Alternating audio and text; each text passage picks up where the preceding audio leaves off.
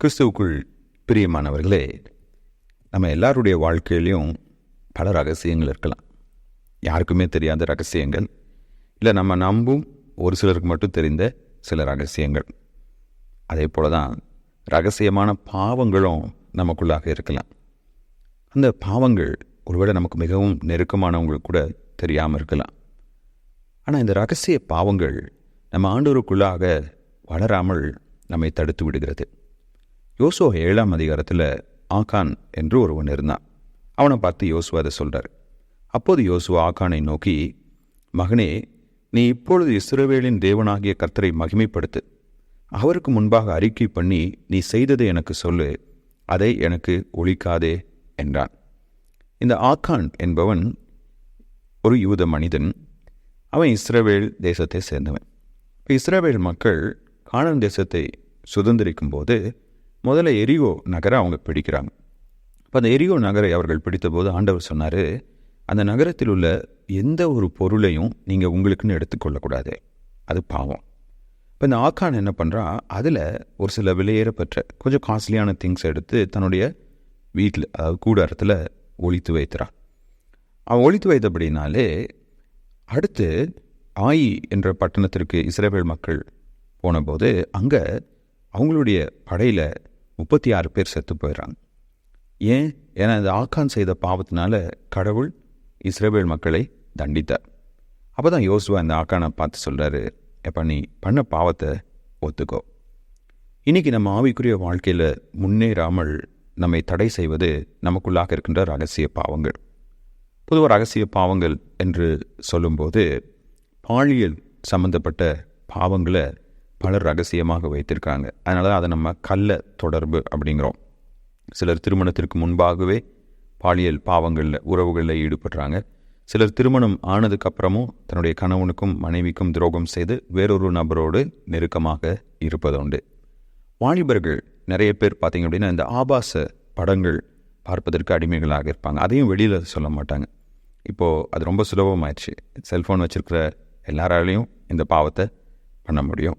அப்புறம் குடிப்பழக்கம், ட்ரக்ஸ், பலவிதமான போதை வஸ்துக்களை பயன்படுத்துவது, இதையும் நிறைய பேர் என்ன பண்ணுவாங்க, ரகசியமாக வச்சுருப்பாங்க.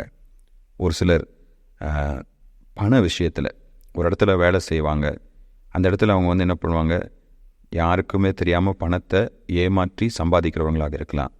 சில டைம் வீட்டில் கணவன் மனைவிக்கு தெரியாமல் பணத்தை ஒழித்து வச்சுட்டு போய் சொல்லலாம். இல்லை மனைவி கணவனுக்கு தெரியாமல் பணத்தை எடுத்து செலவு பண்ணலாம். பிள்ளைகள் பெற்றோர் இடத்துலேருந்து திருடலாம். இதெல்லாம் சில ரகசிய பாவங்கள் எல்லாருடைய வாழ்க்கையில் இருப்பது. அது மட்டும் இல்லாமல் சில எண்ணங்களில் ரகசிய பாவங்கள் இருக்கும்.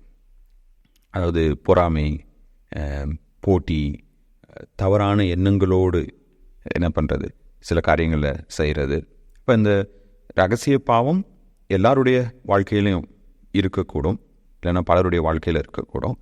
இப்படி ரகசிய பாவங்கள் என்ன பண்ணோம் அப்படின்னா நம்ம கடவுளுக்குள்ளாக வளர விடாமல் நம்மளை தடுக்கும். எப்படி தடுக்குது? முதலாவது, இந்த ரகசிய பாவங்களை குறித்த குற்ற உணர்வு நமக்குள்ளாக இருக்கிறனால அது கடவுளை விட்டு நம்மளை பிரிக்குது. சங்கீதம் 66:18 சங்கீதக்காரன் சொல்கிறாரு, எனக்குள்ளாக ரகசிய பாவங்கள் இருக்கும் என்றால் நீர் எனக்கு செவி கொடுக்க மாட்டீர். அது ஒன்று. இன்னொன்று, இந்த ரகசிய பாவங்கள் நிமித்தமாக நாமும் கடவுளுக்கு செவி கொடுக்க மாட்டோம். இந்த காரியங்களை குறித்து, வேத வசனங்களை குறித்து நம்ம கேள்விப்பட்டாலும் அதை நம்முடைய வாழ்க்கையில் கை கொள்வது கிடையாது. அப்போ அது ஒரு குற்ற உணர்வை நமக்குள்ளாக கொண்டு வந்து கடவுள்கிட்ட நம்மளை அது பிரிக்குது. அடுத்து, இந்த ரகசிய பாவங்கள் நிறைய பேருடைய வாழ்க்கையை நோகடிக்குது. அதாவது அவங்க இந்த பாவத்தை செய்யும்போது ரொம்ப சந்தோஷமாக இருக்காங்க. அதை செஞ்சதுக்கப்புறம் அதை நினச்சி மனசு வருந்தி அதை அவங்கள நிம்மதியாக இருக்க விடுறதே கிடையாது. அப்புறம் இந்த ரகசிய பாவங்களை நிமித்தமாக நம்மளை சுற்றி இருக்கிறவங்களும் பாதிக்கப்படுறாங்க. இப்போ இந்த ஆக்கானுடைய பிரச்சனை அதுதான். இவனால் இஸ்ரவேல் மக்கள் தோல்வியை கண்டு 36 பேர் இறந்து போகிறாங்க. அடுத்து இவனுடைய குடும்பம் முழுவதும் அந்த நாளிலே தேவனால் தண்டிக்கப்படுது.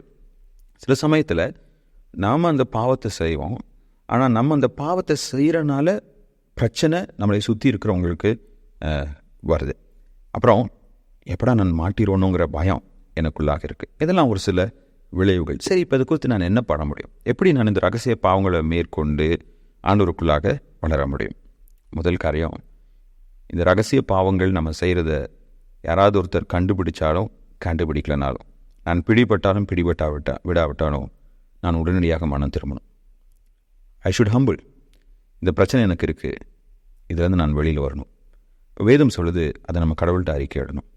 என்னுடைய பாவத்தை ஆண்டவர்கிட்ட நான் அறிக்கையிடும்போது, இயேசு கிறிஸ்து எனக்காக மரித்து உயிர்த்தெழுந்து எனக்காக பாவ மன்னிப்பை சம்பாதித்திருக்கிறார். நான் நிச்சயமாக மன்னிக்கப்படுவேன். அதே சமயம் இயேசு கிறிஸ்து என்னுடைய வாழ்க்கையில் என்ன விரும்புகிறார்? நான் தொடர்ந்து அந்த பாவத்தில் நிலைத்திருக்கக்கூடாது. மாறாக அவருக்கு நான் கீழ்ப்படிய வேண்டும். அவருக்கு நான் கீழ்ப்படியும் போது நிச்சயமாக என்னால் அந்த பாவத்தை மேற்கொள்ள முடியும். அப்போ முதலாவது, இது ஒரு பாவம், இந்த பாவத்திலேருந்து நான் விடுதலை பெறணும் அப்படிங்கிற ஒரு எண்ணம் நமக்கு வேணும். இயேசு கிறிஸ்துவுக்குள்ளாக ஒரு புதிய நம்பிக்கை நமக்கு இருக்குது. ஒருவேளை மனிதர்கள் நம்ம தள்ளி விட்டுடலாம் அந்த ரகசியங்கள் வெளியில் தெரிஞ்சால், ஆனால் கடவுள் நம்மளை தள்ளிவிட மாட்டார். அவர் நம்முடைய மனமாற்றத்தை விரும்புகிறவர் என்பதை நம்ம புரிந்து கொள்ளணும்.